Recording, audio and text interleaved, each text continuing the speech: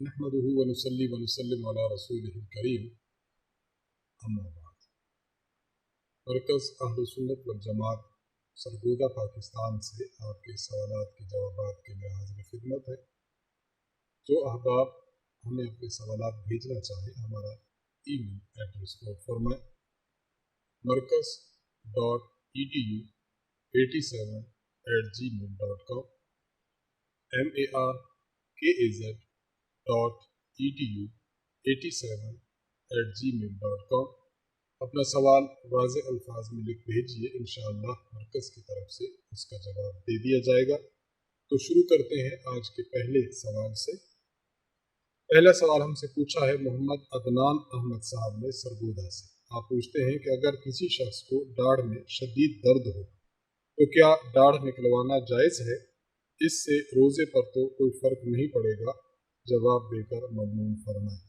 देखिए, अगर शदीद दर्द है और कोई शख्स दाढ़ निकलवाना चाहता है तो रोज़े की हालत में भी दाढ़ निकलवाने की इजाज़त है। अलबत्ता एक बात का ख्याल रखना ज़रूरी है कि खून हलक से नीचे न उतरे। अगर कोई दवा लगाई है तो दवा हलक से नीचे न उतरे। अगर दाढ़ निकलवाने के दौरान खून या दवाई आपके हलक से नीचे अंदर चली गई है तो इससे रोज़ा टूट जाएगा। और एक बात ये भी कि बाज़ मरतबा न खून अंदर जाता है न दवाई अंदर जाती है, अलबत्ता खून आहिस्ता आहिस्ता रसता रहता है। इस वजह से कभी थूक ज़्यादा होती है और खून कम होता है, यानी जिसे हम यूँ कह सकते हैं कि अगर थूक पर खून गालिब नहीं आया तो रोज़ा फिर भी नहीं टूटा। मसलन थूक है, आहिस्ता आहिस्ता बंदा निगलता रहता है लेकिन उसमें खून है, लेकिन थोड़ा खून है, थूक ज़्यादा है, तो अब भी रोज़ा फासिद नहीं होता। और अगर सूरत हाल ये है दाढ़ निकलवा ली, खून बाहर फेंकता रहा, लेकिन एक वक्त ऐसा आया कि थूक निगल रहा है और खून भी साथ जा रहा है, तो देखा जाएगा कि अगर खून की मिकदार थूक से ज़्यादा है या खून की मिकदार थूक के बराबर है और उसने इस थूक को निगल लिया तो अब भी रोज़ा फासिद हो जाएगा। ऐसी सूरत में कि जब दाढ़ निकलवाने के दौरान या तो खून अंदर चला गया या दवाई अंदर चली गई या थूक मिला खून, यानी थूक कम है और खून ज़्यादा है या दोनों बराबर है, तो इन चारों की चारों सूरतों में इस शख्स का रोज़ा फासिद हो जाएगा। अब इसके ज़िम्मा सिर्फ क़ज़ा तो होगी, कफ़ारा नहीं होगा। बहरहाल अगर दर्द ज़्यादा ना हो, काबिल बर्दाश्त हो तो बर्दाश्त करना चाहिए, इफ्तार के बाद दाढ़ निकलवानी चाहिए। और अगर नाकाबिल बर्दाश्त है तो इंसान दाढ़ निकलवा ले, लेकिन कोशिश इस तरह करे जिस तरह अर्ज किया गया। मोहम्मद अख्तर साहब आप कराची से सवाल करते हैं कि क्या ज़कात की रकम से मैं इफ्तारी करवा सकता हूँ? इससे ज़कात अदा हो जाएगी। इसमें गरीबों को भी बुला लूँगा और दोस्त अहबाब को भी। इस तरह इफ्तारी कराने से ज़कात अदा नहीं होगी। इसका दुरुस्त और सही तरीका वो मैं आपकी खिदमत में अर्ज़ कर देता हूँ। जिनको आपने इफ्तारी करानी है ज़रूरी है कि वो गरीब होने चाहिए, मुस्तहिक़ ज़कात होने चाहिए। नंबर 2, आप इफ्तारी का जो सामान है, मसलन आपने उसका कोई ऐसा सामान का बंडल बना लिया, कुछ ऐसा पैकेट बना लिया, वो पैकेट उनके हाथ में दे दें कि आप ये ले जाएं। इस तरह अगर कोई शख्स किसी को इफ्तारी कराता है, नंबर 1 मुस्तहिक़ हूँ, नंबर 2 उनके हाथ में उनकी मिल्कियत में दे दिया जाए कि बस वो ले जाए, तो इस तरह इफ्तारी कराने से आपकी ज़कात अदा होगी। लेकिन अगर आपने दस्तरखान लगा दिया, वहीं पर आकर बैठ कर खाएँ, गरीब भी हैं, अमीर भी हैं, दोस्त अहबाब भी हैं, तो इस तरह आपकी ज़कात अदा नहीं होगी। इसको अच्छी तरह समझना चाहिए। बेहतर तरीका बस यही है, मसलन आपने इफ्तारी का राशन ले लिया, राशन आपने पैकेट बना लिए और गरीबों की मिल्कियत में दे दें कि आप ये ले जाएं। इस तरह अपनी ज़कात अदा करें और इफ्तारी की मद में अदा करें तो फिर दुरुस्त है, वगरना जो सूरत हाल आपने लिखी है इस तरह से ज़कात अदा नहीं होगी। हारून रशीद साहब फैसलाबाद से सवाल करते हैं कि मदारिस के गरीब तलबा के लिए मदरसे में सदक़तुल फ़ितर की रकम देना कैसा है? बिल्कुल जायज़ है, बल्कि हम तो ये समझते हैं और ये अर्ज़ करते हैं कि देखिए, एक किसी मुस्तहिक़ को अगर आप सदक़तुल फ़ितर अदा करें तो इस इससे आपको सदक़तुल फ़ितर के अदा करने का सवाब मिलेगा। लेकिन अगर आप सदक़तुल फ़ितर देते हैं और किसी मदरसे में तलबा के लिए देते हैं तो आपको डबल अजर मिलेगा। तलबा दीन इस्लाम को पढ़ते हैं, महफूज रखते हैं और आगे पहुंचाते हैं, आलिम बनते हैं, फाजिल बनते हैं, तो आपको डबल अजर मिलेगा, एक सदक़तुल फ़ितर की अदायगी का और दूसरा दीन की तहफ़्फ़ुज़, दीन की इशाअत में मुआवनत का। तो बिल्कुल बहुत बेहतर है, बहुत मुनासिब है और मुस्तहब है कि आप मदारिस में दीजिए जहाँ तलबा किराम कुरान और सुन्नत की तालीम हासिल करते हैं। मुजीबुर रहमान साहब ने कोट मोमिन सरगोदा से सवाल किया है। लिखते हैं कि मेरे दो सवाल हैं। नंबर एक, क्या ज़कात की रकम इंसान अपने बहन भाइयों को दे सकता है, इसमें कोई हर्ज तो नहीं? देखिए, ज़कात की रकम के लिए हमने पीछे पहले अर्ज़ भी किया था, दोबारा हम अर्ज़ कर रहे हैं कि ज़कात की रकम किसको दी जाए, इसके लिए उसूल समझा जाए। इंसान जिनसे पैदा हुआ हो, यानी बाप, माँ, दादा, दादी, नाना, नानी, ऊपर तक तो सिलसिले नसब है, और जो इंसान से पैदा हुए हों, यानी बेटा, बेटी, पोता, पोती, नवासा, नवासी, इसी तरह नीचे तक जो सिलसिला चलता है, तो इंसान अपने ऊपर के हजरात को, जिसको उसूल कहते हैं, आबा व अजदाद कहते हैं, उनको भी नहीं दे सकता और अपनी आल औलाद को भी नहीं दे सकता। इनको ज़कात की रकम देना जायज़ नहीं है, सदक़तुल फ़ितर की रकम देना जायज़ नहीं है। इस तरह खावंद अपनी बीवी को और बीवी अपने खावंद को भी ज़कात और सदक़तुल फ़ितर की रकम नहीं दे सकते। इसके अलावा बाकी जो रिश्तेदार हैं, बहन भाई हैं, उनको दी जा सकती है, चचा हैं उनको दी जा सकती है, भतीजा है, भांजा है, खाला है, फूफा है, फूफी है, तो ज़कात की रकम जो उसूल और फुरू, इस तरह खामद और बीवी, इन रिश्तों के अलावा जो रिश्ते हैं उनको दी जा सकती है। इसलिए मुजीबुर रहमान साहब के पहले सवाल का जवाब ये निकलता है कि आप अपने ज़कात की रकम अगर बहन भाइयों को देना चाहें तो आप दे सकते हैं, बशर्ते कि आपके बहन भाई मुस्तहिक के ज़कात हो, वो साहिब निसाब न हो, उनको रकम दी जा सकती है। दूसरा सवाल आप पूछ रहे हैं कि ज़कात की रकम देते हुए ये बताना ज़रूरी है कि ज़कात की रकम है या बिला बताए दे सकते हैं? देखिए, अगर आप किसी आम फर्द को दे रहे हैं तो फिर उसको बिना बताए दे दें। बाज़ लोग इसको पसंद नहीं करते, उनकी एक तबीयत होती है, इसलिए आप उनको हदिया के उन्वान से, गिफ्ट के उन्वान से दे दें कि भाई ये कुछ रकम है, आप अपने अखराजात में इसको खर्च कर लें, आप अपनी ज़रूरियात में इसको खर्च कर लें। और अगर आप ज़कात की रकम किसी मदरसा में दे रहे हैं तो मदरसा में जिसको दे रहे हैं उसको बता दीजिए कि भाई ये ज़कात की रकम है, आप इसको ज़कात के मसरफ में सर्फ करें, क्योंकि मदारिस दीनिया का निज़ाम ऐसा है कि उसमें मुख्तलिफ मद्दात में लोग रकम देते हैं। किसी ने ज़कात दी है, किसी ने वैसे कोई सदका दिया है, किसी ने वैसे कोई इमदाद की है, तो मुख्तलिफ मद्दात हैं। तो जिस मद की रकम होती है, मदारिस उसी मद में उन रुकूम को खर्च करते हैं। इसलिए अगर आप मदरसे में रकम दे रहे हैं तो उनको क्लियर बता दें कि ये ज़कात की रकम है, ये आम सदका है, ये फला मद है। और अगर आम फर्द को देना चाहे तो उसको बताना ज़रूरी नहीं है, उसको बिना बताए दे दीजिए, बस हदिया, गिफ्ट वगैरह के उन्वान से। आपके दोनों सवालों का जवाब मुकम्मल हुआ। बिलाल अहमद साहब आप रावलपिंडी से सवाल करते हैं कि मैं पिछले 3 साल से मुसलसल बीमार रहा हूँ, अब तबीयत संभल गई है और इस रमज़ान में अल्हम्दुलिल्लाह रोज़े भी रख रहा हूँ। पिछले 3 सालों के जो रोज़े मैं नहीं रख सका उनका अब क्या करूँ? रखना ज़रूरी है या फिदिया भी दे सकता हूँ हर रोज़े के बदले 2 किलो गंदम? देखिए, जब आप सेहतमंद हो चुके हैं तो जो शख्स सेहतमंद हो चुका हो और रोज़ा रखने की ताकत उसमें मौजूद हो तो मौजूदा रोज़े रखना भी उस पर लाजिम है। और अगर कोई रोज़े उसके छूट गए हैं बीमारी की वजह से, किसी सफ़र की वजह से, या वैसे उसने जानबूझकर छोड़े हैं, तो साबका रोज़ों की कज़ा रखना इस शख्स के ज़िम्मे ज़रूरी होता है।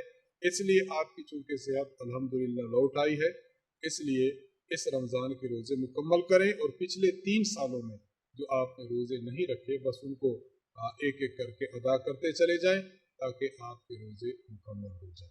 बाकी आप जो फिदिया की बात कर रहे हैं तो इस बारे में समझ लीजिए कि फिदिया वो शख्स दे सकता है कि मसलन जो इतना ज़ईफ़ है इतना कमज़ोर है कि वो रोज़ा रख ही नहीं सकता, या इतना बीमार है कि वो बीमारी के हालत में रोज़ा नहीं रख सकता, और इस ज़ईफ़ को आइंदा कवी होने की उम्मीद भी नहीं, और उस बीमार को अपने सेहत याब होने की उम्मीद भी नहीं, तो ऐसे अशख़ास तो फ़िदिया दे सकते हैं। लेकिन आपकी चूँकि सेहत अभी मौजूद है, इसलिए आपके लिए फ़िदिया देना जायज़ नहीं, बल्कि आपके लिए रोज़ा की क़ज़ा करना लाज़िम है, जो आप इस रमज़ान के बाद, जो ईद आएगी, ईद के बाद आप उसको रख लेंगे, क्योंकि ईद का रोज़ा रखना भी हराम है। कमालुद्दीन शिराज साहब आप लिखते हैं कि रमज़ानुल मुबारक के रोज़े की नियत कब तक की जा सकती है?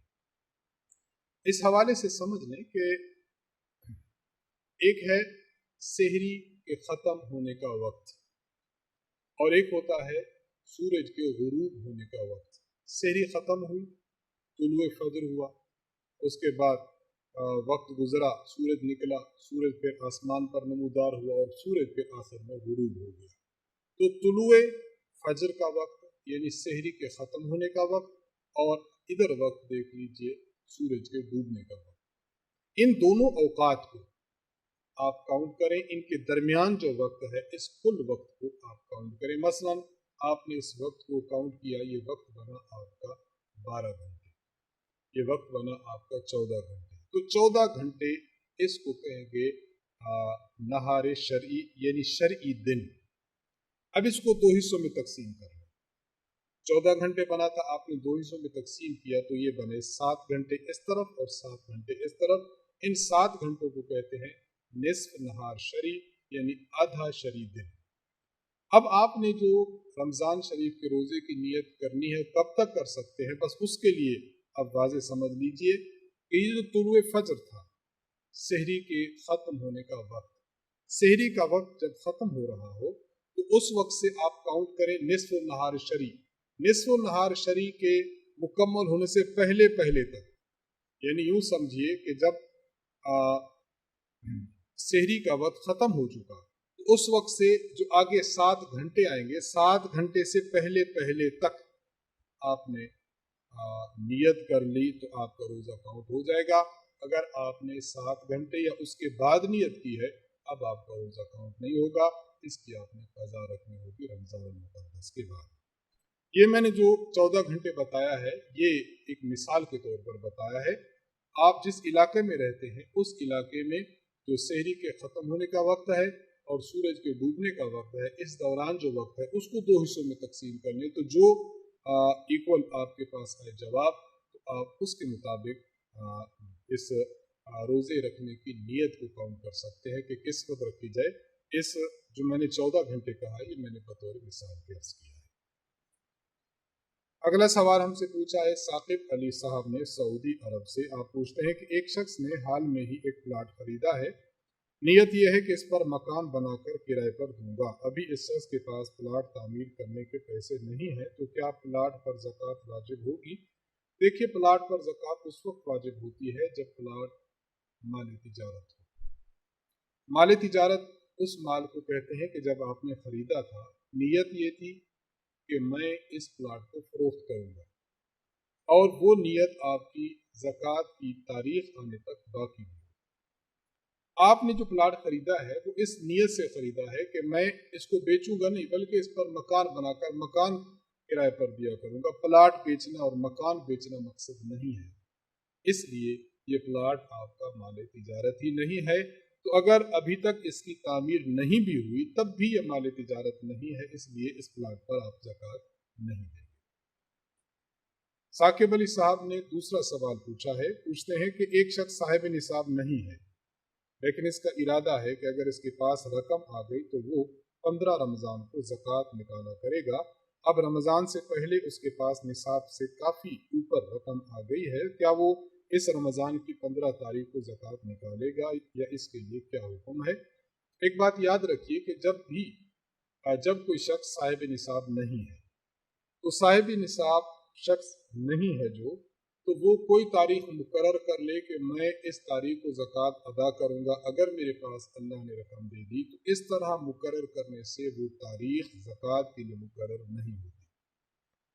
ज़कात के लिए इस शख्स के लिए कौन सी तारीख मुकर्रर होगी? जिस तारीख इस्लामी को ये शख्स साहिब निसाब बना हो, उसी तारीख को ये नोट कर लेगा कि इस तारीख को मैंने हर साल में हिसाब करना है। इसलिए इन साहब ने अपने तौर पर 15 रमज़ान मुकर्रर की है, तो ये तारीख मुकर्रर नहीं होगी, बल्कि 15 रमज़ान से पहले पहले जिस महीने में भी इनके पास निसाब या उससे ऊपर रकम आ चुके, उस तारीख को नोट करें।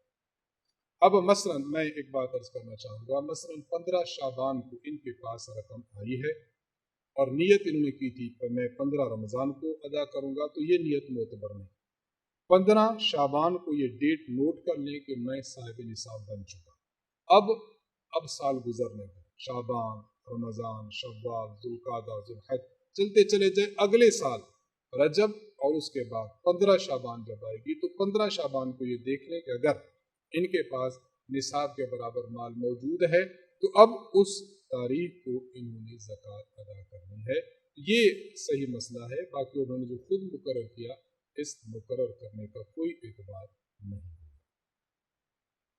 अलिफ मीम नून फैसलाबाज लिखते हैं कि तिलावत करते हुए आयत सजदा पर सजदा कैसे करना होता है।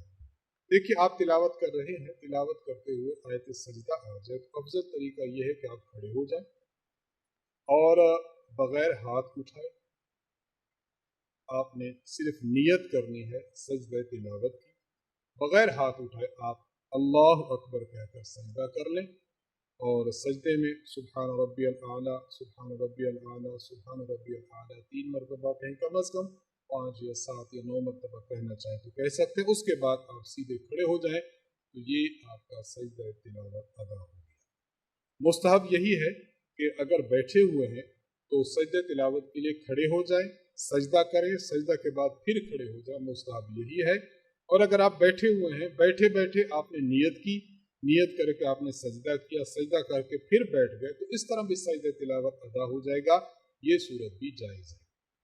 ये तो मैंने अर्ज किया है उस वक्त है कि जब आप तिलावत कर रहे थे और उस वक्त दरमियान सजदा तिलावत की सजदा वाली आयत आ गई और आपने सजदा किया। लेकिन अगर आप कुरान करीम पढ़ रहे हैं और आप कुरान करीम नमाज में पढ़ रहे हैं और आयत सजदा उस नमाज में आई है, अब जो ही आयत सजदा पढ़ें तो फिल फौर आप सजदा कर लीजिए, बस आपका सजदा तिलावत अदा हो जाएगा। इसके लिए नियत करने की भी ज़रूरत नहीं है और सजदा तिलावत फिल फौर अदा करें तो बगैर नियत के भी अदा हो जाएगा। तो दोनों सूरतें मैंने अर्ज कर दी हैं, नमाज के बाहर भी और नमाज के अंदर वाली भी। जाहिद हुसैन साहब कश्मीर से सवाल करते हैं, अगर तरावी में एक बार कुरान करीम ख़त्म कर लिया तो क्या तरावी पूरा महीना पढ़नी होगी? क्योंकि बाज़ लोग सिर्फ ख़त्म कर लेते हैं और फिर बाकी महीना नहीं पढ़ते। ये जो बाज़ लोगों का अमल है, ये इंतहाई गलत और नापसंदीदा और काबिल इस्लाह अमल है। इन लोगों को खूब गौर करना चाहिए। तरावी 1 साल के बाद आती है, तो इस तरह तरावी के साथ नहीं करना चाहिए। यहाँ ये बात वाज़ेह समझ लें कि 2 सुन्नतें अलग अलग हैं। तरावी में एक मरतबा कुरान करीम ख़त्म करना ये अलग सुन्नत है और पूरा महीना तरावी को एहतमाम से पढ़ना ये अलग सुन्नत है। जो लोग चंद दिनों में पूरा कुरान करीम तरावी में ख़त्म कर लेते हैं, उन्होंने एक सुन्नत पर अमल कर लिया है, लेकिन पूरा महीना तरावी पढ़ते रहना ये दूसरी सुन्नत है। तो पूरा महीना तरावी पढ़ना ये सुन्नत मुअक्कदा है। अगर कोई चंद रोज़ पढ़कर बाकी अय्याम में नहीं पढ़ता तो ये बुरा करता है, अल्लाह के यहाँ इसका मुआवजा होगा। इसलिए आप चंद दिनों में कुरान करीम ख़त्म कर लें तो बहुत अच्छी बात है, लेकिन बकिया अय्याम में भी तरावी ज़रूर पढ़ें, क्योंकि ये सुन्नत मुअक्कदा है। सुन्नत मुअक्कदा को तर्क करने का गुनाह मिलेगा। मोहम्मद इरफान साहब लाहौर से ये आखिरी सवाल है। आप पूछते हैं कि नमाज तहज्जुद कितनी रकात पढ़ सकते हैं? रमज़ानुल मुबारक में रात को जल्द उठ जाया करता हूँ, वक्त काफ़ी होता है तो दिल करता है कि तहज्जुद पढ़ूँ। हो सके तो इसके फ़ज़ाइल भी बयान कर दे ताकि मज़ीद शौक़ और ज़ौक़ पैदा हो। अल्लाह ताला मज़ीद आपको शौक़ और ज़ौक़ नसीब फरमाए। नमाज तहज्जुद की मामूल की रकतें आप पढ़ना चाहें तो 8 पढ़ लें, इससे कम भी पढ़ी जा सकती हैं और इससे ज़ायद भी पढ़ी जा सकती है। बाकी नमाज तहज्जुद के फ़ज़ाइल पर उस्ताद मोहतरम हज़रत मुतकल्लिम इस्लाम मौलाना मोहम्मद इलियास भुमन साहब दामद बरकातुहुम ने किताब लिखी है नमाज अहलुस सुन्नत वल जमात। उसके बिल्कुल आखिरी अबवाब में नफिल नमाजों का बयान है। वहाँ पहली नमाज उस्ताद मोहतरम ने तहज्जुद लिखी है। तहज्जुद के फ़ज़ाइल, तहज्जुद का वक्त और तहज्जुद की रकात पर सैर हासिल गुफ्तगू फरमाई है। किताब मैं आपके सामने लेकर हाजिर हुआ हूँ ताकि मैं इस किताब से पढ़कर आपकी खिदमत में तहज्जुद के फ़ज़ाइल पेश कर दूँ। और आपने बहुत अच्छा किया, आपकी वसातत से इंशाअल्लाह हमारे दीगर बहन भाई सुनेंगे तो वो भी इंशाअल्लाह इस पर अमल करेंगे। इसकी फजीलत में पहली हदीस ये मनकूल है जामे तिर्मिज़ी में, जिल्द नंबर 1 सफ़ा नंबर 99 पर हज़रत अबू हुरैरा रज़ी अल्लाह ताला अन्हु से रिवायत है कि रसूलुल्लाह सल्लल्लाहु अलैहि वसल्लम ने इरशाद फरमाया, अफ़ज़लुस सलात बअदल फरीज़ा सलातुल लैल। फ़र्ज़ नमाजों के बाद सबसे अफजल नमाज ये तहज्जुद की नमाज है। अल्लाह ताला सबको फ़राइज़ नसीब फरमाए। फ़राइज़ के बाद ये नमाज बहुत अफजल है, इसका भी एहतमाम नसीब फरमाए। और दूसरी हदीस उस्ताद मोहतरम ने जामे तिर्मिज़ी के हवाले से नकल की है।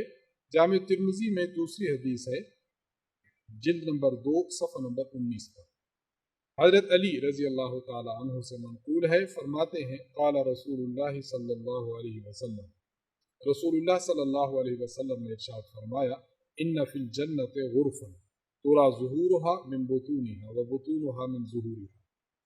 जन्नत में ऐसे बाला खाने हैं जिनका अंदरूनी हिस्सा बाहर से नज़र आता है और उनका बैरूनी हिस्सा उन बाला खानों के अंदर से नज़र आता है। जिस तरह आप देख लीजिए एक कमरा हो और शीशे का कमरा बना हुआ हो तो अंदर वाले बाहर भी देख सकते हैं और बाहर वाले अंदर भी देख सकते हैं।